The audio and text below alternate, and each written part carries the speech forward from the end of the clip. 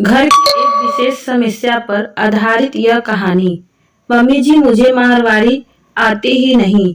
आई सुनते ही BTech, MTech और MBA की डिग्री धारी अनीता की शादी सोहन के साथ तय हो गई। सोहन अनीता के साथ उसकी कंपनी में ही काम करता था। अनीता उसे एक पोस्ट सीनियर थी और उसकी तनख्वाह भी सोहन से ज्यादा थी। लेकिन जब सोहन ने उसे प्रपोज किया तो वह मना नहीं कर पाई।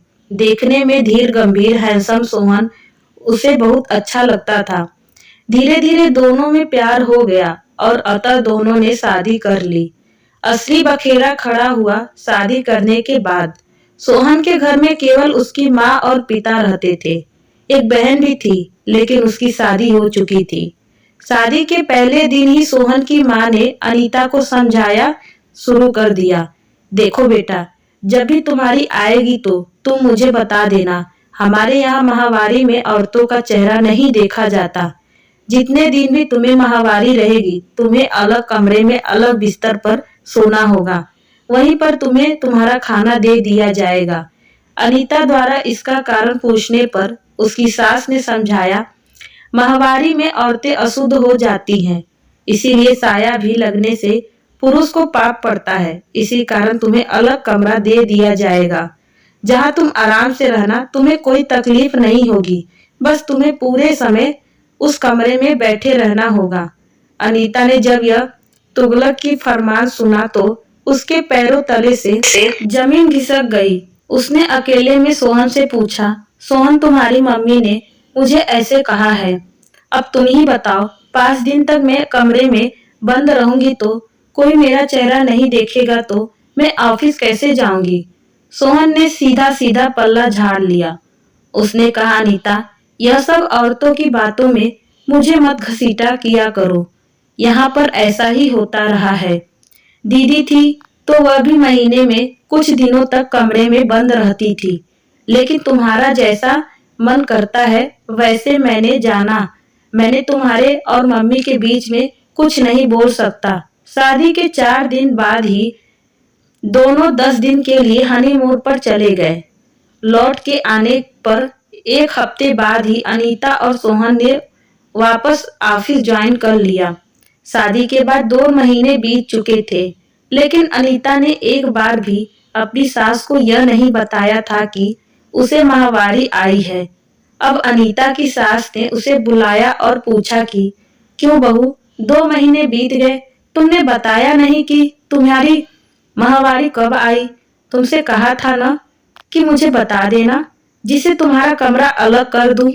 अनीता ने धीरे से मुस्कुराते हुए जवाब दिया, ऐसा है ना माँ कि मुझे माहवारी आती ही नहीं।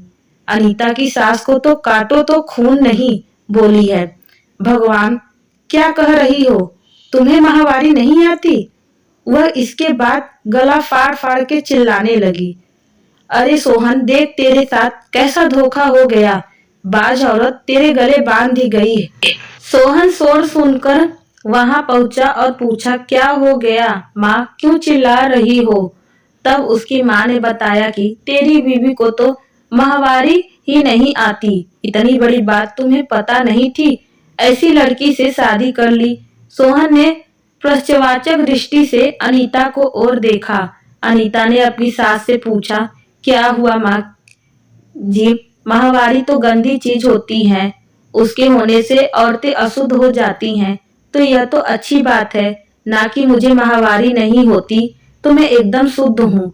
मुझसे ज्यादा शुद्ध लड़की आपको और कहाँ मिलेगी? तब अनीता की सास बोली, अरे लड़की, माहवारी ना होने से औरतन बच्चा पैदा नहीं कर सकती, तभी तो मैं कहूँ अपनी से छोटी पोस्ट वाले लड़के से तूने शादी कैसे कर ली? फिर अनीता ने अपनी सास को समझाया, देखो माँ, बच्चे पैदा करना अच्छी बात होती है या बुरी बात? बात तो उसकी सास ने कहा, यह भी कोई पूछने वाली बात है? हर औरत माँ बनना चाहती है। तो फिर अनीता ने पूछा, अगर माहवारी बच्चे पैदा करने में मदद करती है तो उसके होने से औरतें अशुद्ध कैसे हो गई? आगे अनीता ने अपनी सास को समझाते हुए कहा, माँ, मुझे माहवारी आती है, लेकिन मैं इस बात को नहीं मानती कि इससे मैं अशुद्ध हो जाती हूँ। यह तो एक बिल्कुल ही प्राकृतिक प्रक्रिया है और आजकल तो साफ सफाई के लिए अच्छी किस्म के पैड उपलब्ध है जिनसे कपड़ों पर कोई धब्बा भी नहीं लगता। फिर इस तरह के ढोकला सील क्यों? लेकिन सास तो सास होती हैं, अपनी बात गलत कैसे साबित होने दे। परंपराओं को मजाक समझते हो?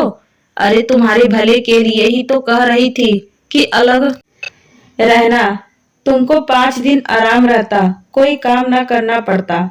हमारे पुरखों ने नियम बनाए हैं तो कुछ सोच समझकर ही तो बनाए हैं। अनीता ने उत्तर दिया। माँ, सोने के पिंजरे में रखकर चिड़िया को बासमती चावल का दाना डालोगी तो भी वह खुश नहीं रहेगी। पीड़ियत में मुझे भी दर्द होता है, जब जरूरत होती है तो मैं आराम कर लेती हूँ, लेकिन यह कहाँ की बात है कि मुझे जबरदस्ती एक कमरे में बंद कर दिया जाए और कहा जाए कि आराम करना ही है। अगर मुझे जरूरत लगेगी तो मैं खुद कहूंगी कि मुझे काम नहीं हो रहा है, मुझे आराम करने दीजिए। बस रीत रिवाज के नाम पर फूल जरूर कानून मुझ पर ना ला दिए। अब अनीता की सास ने अपना आखिरी पलड़ा चला और सोहन की ओर देखा और आंखों में आंसू भर के बोली, देख ले बेटा, यह कल की छोकरी मेरे साथ कैसे मजाक कर रही है। क्या इसीलिए मैंने तेरे प्रेम विवाह को स्वीकृति दी थी? सोहन के कुछ बोलने से पहले ही अनीता ने कहा, माँ जी, सोहन इस बारे में नहीं बोलेंगे क्योंकि वह कह चुके हैं कि औरतों के बारे में मुझे नहीं फंसना है। क्यों सोहन, मैं सही कह रही हूँ ना? ऐसा कहकर सोहन अपने कमरे की ओर चला गया। अभी उसे बहुत सारे असाइनमेंट पूरे करने थे। सोहन और उसकी माँ अब एक दूसरे का मुंह देखने लगे। यह उसके पास बोलने के लिए कुछ नहीं बचा। इतनी सी कहानी थी। पसंद आई हो तो प्लीज वीडियो को लाइक और चैनल को सब्सक्राइब करना ना भूलें। मिलते हैं एक नई कहानी के साथ, तब तक के लिए धन्यवाद।